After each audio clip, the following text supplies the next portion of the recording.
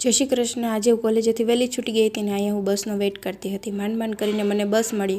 અમારે છે ને ફરીને જવું પડે કારણ કે કટારિયા શોરૂમે બહુ મોટો પુલ બને છે અને પછી બસમાં માંડ કરીને મને જગ્યા મળી। નકર થાય છે એવું કે ક્યારેક જગ્યા ન મળે।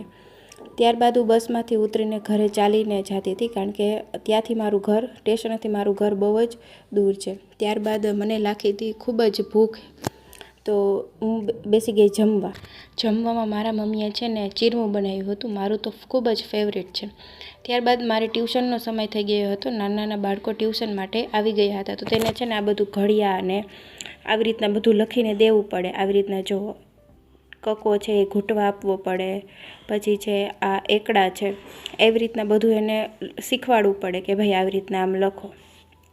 નાના બાળકો સાથે કેમ સમય વીતી જાય ને એની કાંઈ ખબર જ ના પડે અને એની સાથે છે ને ખૂબ જ મજા આવે। અને આમ કરતાં તો મારે શાંત થઈ ગઈ હતી ને હું મારી પીપીટી રેડી કરતી હતી। તો આવજો, મળીએ નવા નેક્સ્ટ મિની બ્લોગમાં। બાય, બધાને જય શ્રી કૃષ્ણ।